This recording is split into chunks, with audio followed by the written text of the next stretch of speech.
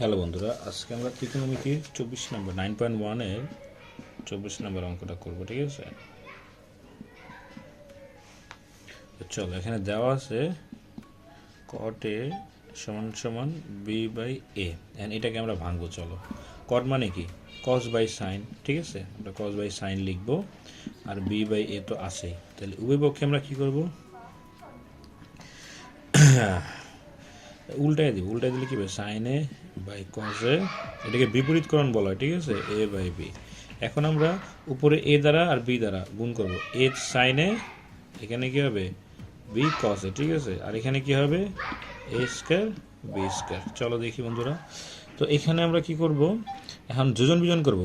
এ sign এ উপরে একবার, এ sign এ নিচে একবার, পরে নিচের কস এটা উপরে গেলে প্লাস বি কস এ, আর নিচে গেলে কি মাইনাস বি কস এ। ঠিক আছে, আর এখানে কি ওই স্কয়ারটা উপরে একবার হবে, নিচে একবার হবে, আর বি স্কয়ার উপরে গেলে প্লাস, নিচে গেলে মাইনাস। আর এই মানটা আমরা কি করব? উল্টায় দিব। উল্টায় দিলে কি হবে? এ সাইন এ মাইনাস বি কস এ, এখানে কি হবে? এ সাইন এ প্লাস বি কস এ। ঠিক আছে, আর এখানে কি হবে? এ স্কয়ার মাইনাস বি স্কয়ার, এ স্কয়ার প্লাস বি স্কয়ার। ঠিক আছে বন্ধুরা, দেখো এখন জিনিসটা হলো এরকম যে আমরা এখন এটাকে চলো একদম প্রথম থেকে দেখি। প্রথমে কি দেওয়া আছে? cot a সমান সমান b বাই a। তাহলে আমরা এখন কি করব?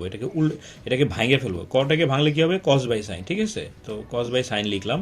আর আমরা এটা বিপরীতকরণ করবো। বিপরীতকরণ মানে কি? নিচের sin এটা উপরে যাবে, আর উপরে cosটা নিচে আসবে, বিটা নিচে যাবে, এটা উপরে আসবে। ঠিক আছে, তো এখন আমরা কি করব? উভয় পক্ষে a আর b কে এক্সট্রাভাবে আসছে না, আরও এক্সট্রাভাবে আরও দুইটা বাড়ায় নিব।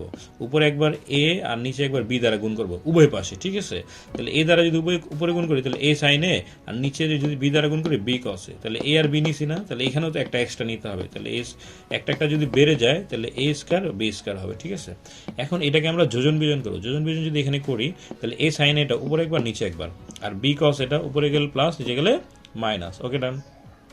এটাও সেম কাহিনী, এ স্কয়ারটা উপরে একবার নিচে একবার, এ বি স্কয়ারটা উপরে গেলে প্লাস, নিচে গেলে মাইনাস।